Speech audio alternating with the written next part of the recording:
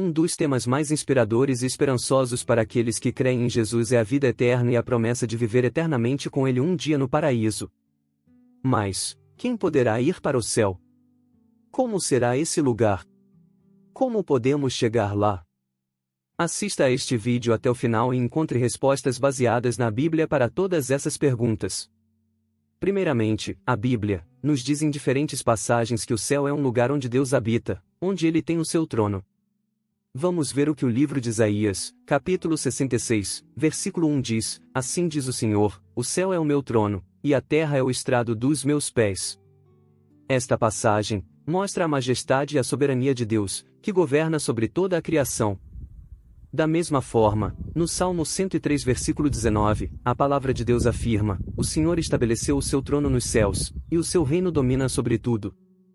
Essa perspectiva nos convida a reconhecer a grandeza de Deus, e a viver em humildade e reverência. Nos lembra que, embora Deus seja transcendente e exaltado, Ele também se interessa profundamente por sua criação, governando com justiça e amor.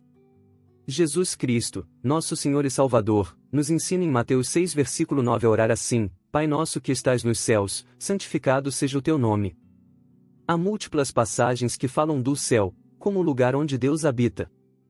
Mas, quem pode viver nesse lugar com Deus um dia? Vamos ver novamente o que a Bíblia nos diz. O Senhor Jesus, nosso Salvador, nos falou do céu, como nosso lar eterno no Evangelho de João capítulo 14, que diz o seguinte: Na casa de meu Pai há muitas moradas, se não fosse assim, eu lhes teria dito: Vou preparar-lhes o lugar. E se eu for e lhes preparar lugar, voltarei e os levarei para mim, para que vocês estejam onde eu estiver. Este trecho nos enche de esperança, sabendo que Jesus preparou um lugar para nós na presença de Deus. Ele nos assegura que nossa vida terrena é apenas uma parte de nossa existência, e que um dia nos encontraremos em um lar eterno, cheio de paz, amor e alegria.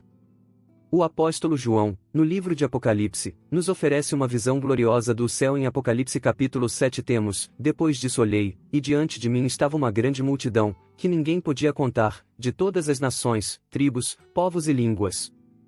Estavam em pé, diante do trono e diante do Cordeiro, vestidos de túnicas brancas, com palmas nas mãos. E clamavam em alta voz: A salvação pertence ao nosso Deus, que está assentado no trono, e ao Cordeiro. As túnicas brancas, que eles vestem, representam aqueles que foram purificados pelo sangue do Cordeiro de Deus. Eles não pertencem a uma nação específica, não têm uma religião específica e não são um número específico de pessoas, como descreve João. Eles são tantos que é impossível contá-los. O que têm em comum é que adoram a Deus e ao Cordeiro, que é Jesus. Provavelmente, você e eu já pensamos muitas vezes em como será o céu e como será nossa vida naquele maravilhoso lugar. A Bíblia nos diz que o céu é um lugar de comunhão perfeita com Deus. Em Apocalipse 21, João relata sua visão: ouvi uma forte voz que vinha do trono e dizia: Aqui está o tabernáculo de Deus com os homens. Deus habitará com eles, eles serão o seu povo, e Deus mesmo estará com eles e será o seu Deus. Ele enxugará dos seus olhos toda lágrima, e não haverá mais morte, nem pranto, nem lamento, nem dor, porque as primeiras coisas já passaram. Isso fala de uma intimidade sem precedentes com Deus, onde não haverá barreiras nem separação. No céu, todas as angústias e sofrimentos desta vida serão deixados para trás, consolados pela presença de Deus. Esta promessa nos convida a ansiar e viver em antecipação deste dia, quando nossa comunhão com o Criador será completa. A Bíblia também nos diz que no céu teremos um corpo perfeito, glorificado, assim como o do nosso Senhor Jesus Cristo. Em Coríntios 2 capítulo 5 1-3, Paulo escreve: Sabemos que, se a nossa casa terrestre, este tabernáculo, for desfeito, temos da parte de Deus um edifício, uma casa eterna, nos céus, não feita por mãos humanas. Enquanto estivermos neste tabernáculo, gememos, desejando ser revestidos da nossa habitação celestial, se é que, estando vestidos, não seremos achados nus. Nossa esperança é que seremos revestidos de um corpo celestial, não sendo espíritos desencarnados.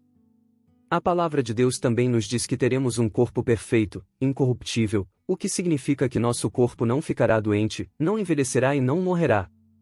Em Coríntios 1 capítulo 15, está escrito: porque é necessário que este corpo corruptível se revista da incorruptibilidade, e que o corpo mortal se revista da imortalidade. Além disso, no céu, nos reuniremos com nossos entes queridos que morreram, crendo em Cristo.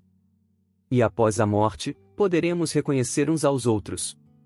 Em Tessalonicenses, lemos: não queremos, porém, irmãos, que sejais ignorantes acerca dos que já dormem, para que não vos entristeçais como os outros que não têm esperança.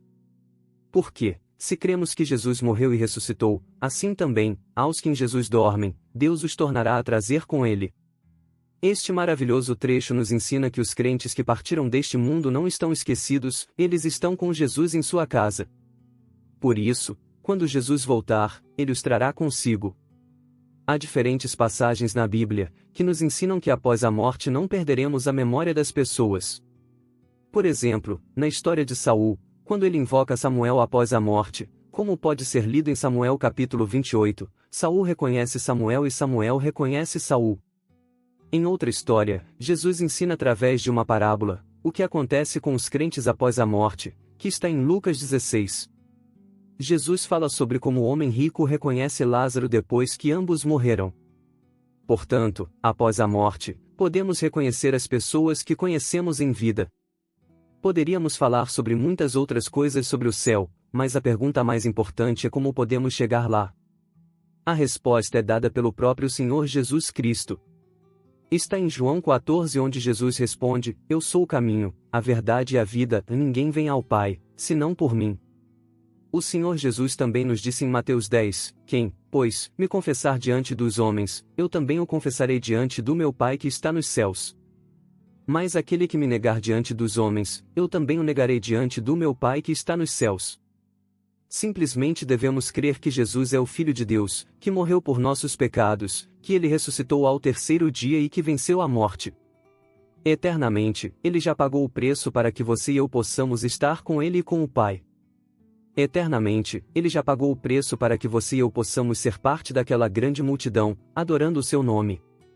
Por toda a eternidade, no céu, essas palavras nos encorajam a viver vidas santas e dedicadas a Deus, porque se acreditarmos em Jesus, e o fizermos o Senhor de nossa vida e do nosso coração, a recompensa no céu será grande. Além disso, nos lembre de que, embora enfrentemos testes e tribulações neste mundo, temos uma esperança viva em uma herança eterna que não desaparecerá. Irmãos queridos, a promessa do céu é uma fonte inesgotável de esperança e conforto. Isso nos assegura que nossa vida tem um propósito eterno, e que não importa as dificuldades que enfrentemos, temos um destino glorioso preparado por Deus. Enquanto vivemos nossa vida aqui neste mundo, vamos nos concentrar na realidade do céu, vivendo com fé, esperança e amor, sabendo que um dia nos reuniremos com nosso Pai Celestial na glória. Que essa promessa nos motive a viver vidas santas e a compartilhar esta esperança com os outros, para que também possam conhecer e ansiar pelo maravilhoso lar que Deus preparou para todos aqueles que o amam. Que Deus te abençoe, meus irmãos. Se este vídeo foi uma bênção para você, inscreva-se em nosso canal e ative o sino para não perder nosso conteúdo, que te ajudará